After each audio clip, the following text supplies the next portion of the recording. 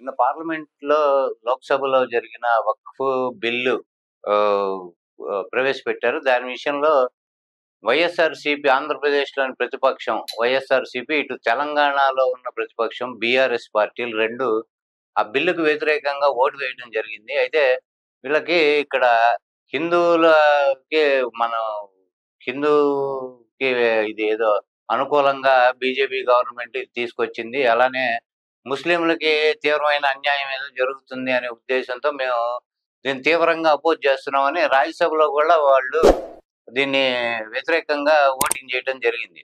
అయితే ఈ 2 తెలుగు రాష్ట్రాల్లోని ప్రతిపక్ష పార్టీలు ఈ విధంగా ఓటు వేయటానికి కారణం ముస్లింలకి అన్యాయం జరుగుతుందని. అది ఏ రకంగా అన్యాయం జరుగుతుందనేది వాళ్ళు ఏదైనా ప్రజలకు అర్థమయ్యేటట్టు వివరించి చెప్పాలి. లేదు అంటే ఈ రకంగా మా స్టాండ్ ఇలా ఉంది.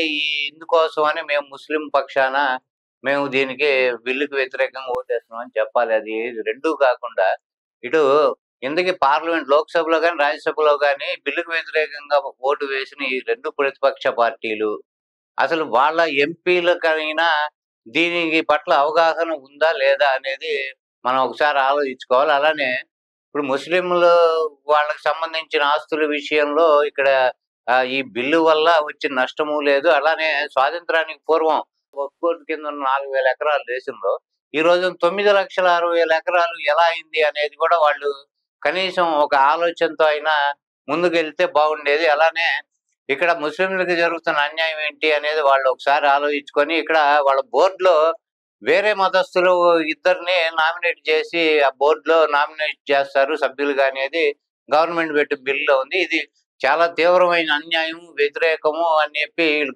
గగ్గోలు పెట్టి ముస్లింలకి అన్యాయం చేసేస్తున్నారు అని వీళ్ళు గొంతు చించుకొని అరిచిన దానిలో ఏమాత్రం వీళ్ళకి కనీసం వాళ్ళకొక బాధ్యత లేకపోతే ఇట్లా ఇది అన్యాయం, వాళ్ళ బోర్డులో వేరే మతస్థులు ఇద్దరు సభ్యులుగా ఉండకూడదు అని వాదించేటట్లయితే ఇక్కడ ఈ ఇద్దరు గతంలో ఈ 2 ప్రభుత్వాలు ప్రభుత్వంలో పనిచేసినాయి. 2 ప్రభుత్వాన్ని నడిపిన పార్టీలే.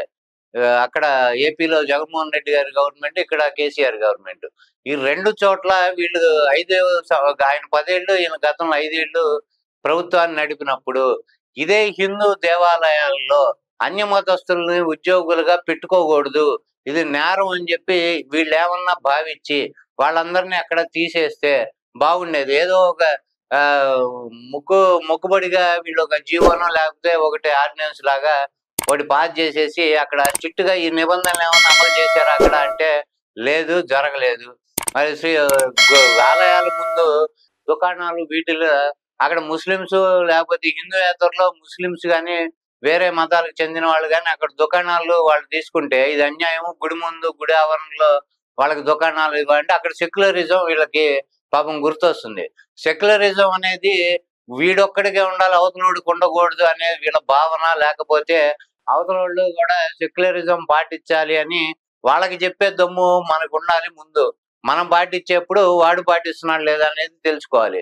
ఎంతసేపటికి ముస్లిమ్స్‌కి అన్యాయం జరిగిందని వీళ్ళిద్దరూ బాధపడి ఈ రకంగా గనక ఓటు వేస్తే అసలు వక్ఫ్ బోర్డు వల్ల ఎవరికి ఉపయోగం జరిగిందనేది ఈ మాత్రం కనీసం ఒక ఆలోచనతో అయినా ముందుకెళ్తే బాగుండేది. ఇన్ని సంవత్సరాల పాటు ఈ 75 సంవత్సరాలుగా వక్ఫ్ బోర్డు వల్ల దేశంలో ఎంతమంది ముస్లిమ్స్‌కి న్యాయం జరిగింది?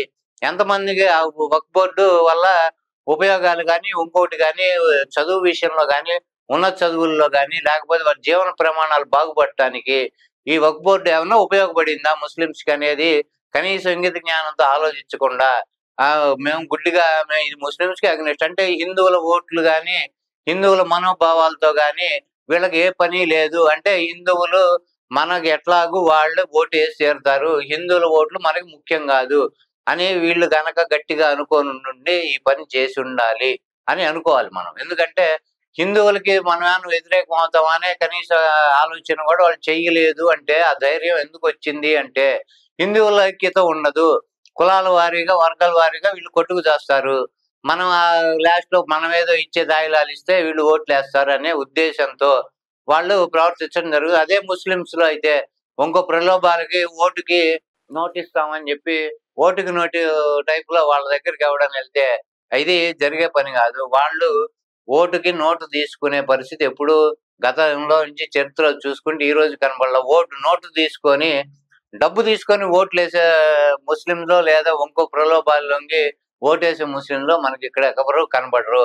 ఈ దరిద్రం, ఈ జాడ్యం మన కేవలం హిందువుల్లోనే ఎక్కువ ఉంది కాబట్టి వీళ్ళని ఈజీగా మేనేజ్ చేయొచ్చు. వీళ్ళు ఇటువంటివి పట్టించుకోరు.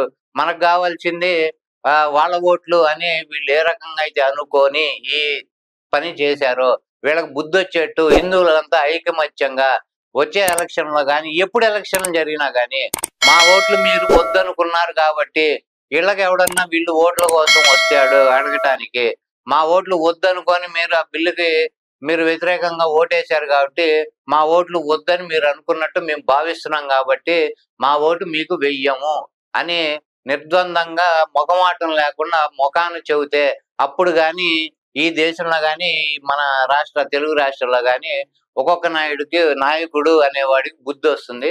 ఆ రకంగా హిందువులందరూ ఐకమత్యంగా ఇటువంటి గుణపాఠాలని వాళ్ళ మైండ్ లో పెట్టుకొని వీళ్ళ ఇటువంటి పార్టీలకు వ్యతిరేకంగా వెళ్తేనే కానీ వాళ్ళకి బుద్ధి వచ్చే పరిస్థితి ఉండదు.